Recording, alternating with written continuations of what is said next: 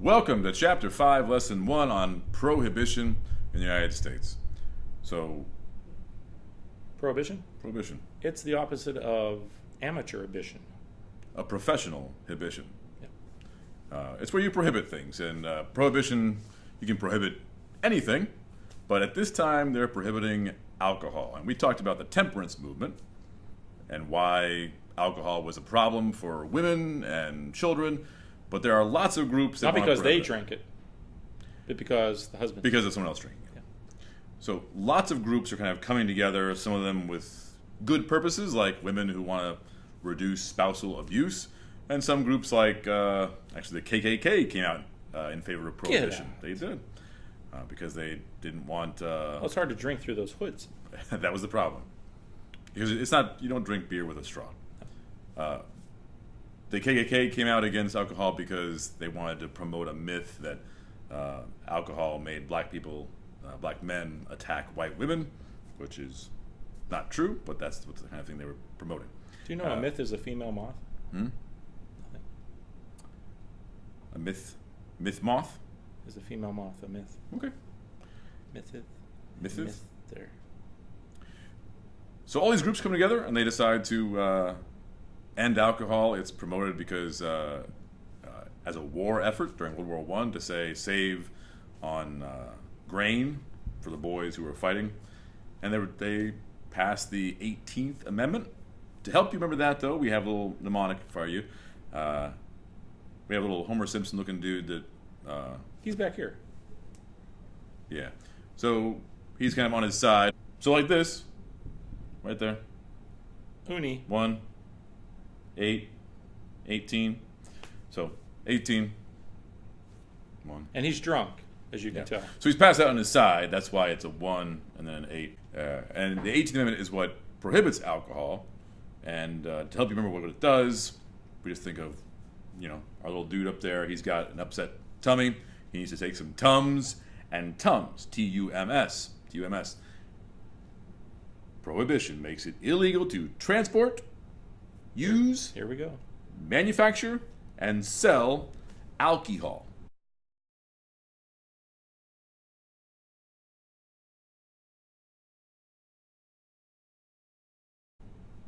So you can't do those things. That's what it does. Now, how does that work out? It doesn't. It doesn't work out very well. So some things happen because of prohibition. And so the next half of the page, the bottom part, these are the results of prohibition. So what happens when you make alcohol illegal?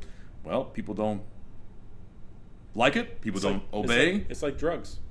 All of a sudden you make people want to get it still, and people want to make it still, and then they want to sell it still. Our mnemonic here is boss. And just think of like a mafia boss or a gang boss. That boss, B-O-S-S, he's kind of a symbol for what happens because of prohibition. We have a rise in crime. That fits in with B-O-S-S. So what happens because of prohibition? Well, first, people bootleg. And bootlegging is where you smuggle alcohol in your boot or whatever. Not literally in your boot, but it kind of starts off with that kind of level of smuggling. But as it gets bigger and bigger, you smuggle it in larger things, and so you are bootlegging alcohol. So people start making it anyway. And that leads to... So people start using it anyway. That's bootlegging.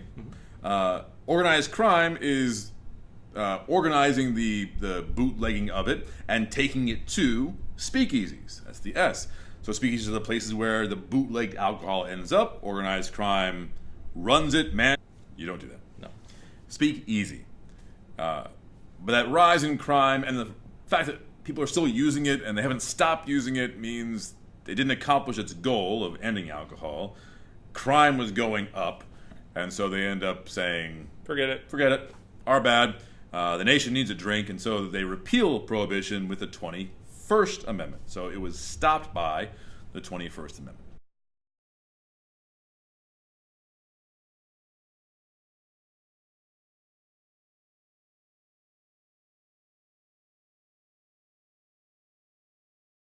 There we go. So, Hey, let's watch. bye everybody. Hello again, and welcome to History and You. I'm your host, Thaddeus Stevens, and today we're talking to Alan Capone, the grandson of a bootlegger. Welcome, Mr. Capone. Oh, thank you. Now, your grandfather was a bootlegger. This was during Prohibition, which was basically the outlawing of alcohol in the United States. Please tell our audience what a bootlegger is. Oh, yes, Dow. That was my grandfather. His name was really Al, but when I was little, I couldn't call him Al, so I called him Dow. Now everybody calls him Dow. He's my grandchildren, even though he's dead. And the bootleggers. Oh, yeah. Let me read this little article I got. It says, on the 17th century, people had boots that went really high. The top of the boot was called a bootlegger, I guess, because it was against the leg. And people used to hide all sorts of things in there. Knives, guns, peppermint sticks. I'm just talking about the peppermint sticks. So when people started hiding small bottles of alcohol in their boots, the people who sold it became known as bootleggers.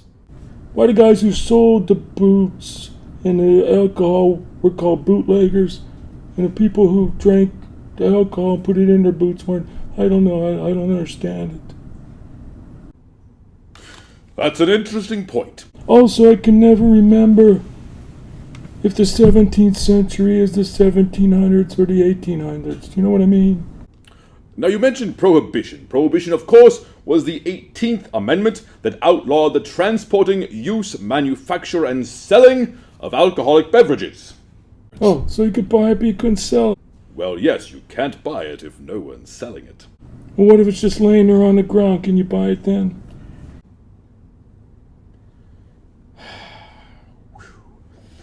So you mentioned the 18th Amendment, Prohibition. How did the alcohol get to a lot of the people? Well, these bootleggers, they got organized. They called it organized crime because it was crime and it was not organized. So later on, they called it organized crime too. I guess before that, they didn't call it organized. They might have called it disorganized, but I don't really know because I wasn't living yet. Yes, but if the crime was organized and they were selling a lot of alcohol, how did they give it to the people? Speakeasy. Well, if they organized... No, that's what the places were called, where they got the alcohol. Speakeasies. I see. Well, wouldn't that be illegal to sell it then? Duh. Of course it would. But organized crime, they paid off people.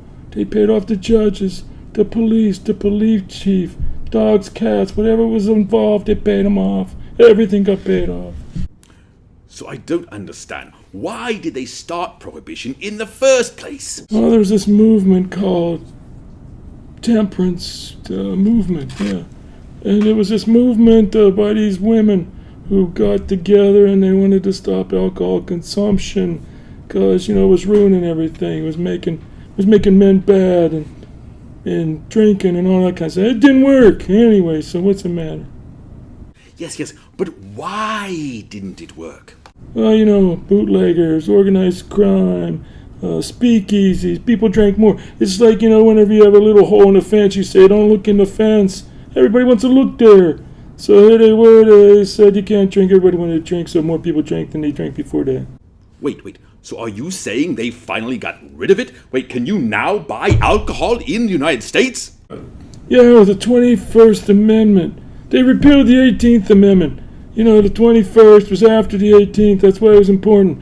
Because one year they did the 18th, later on they did the 21st by repealing the amendment. Repealed it.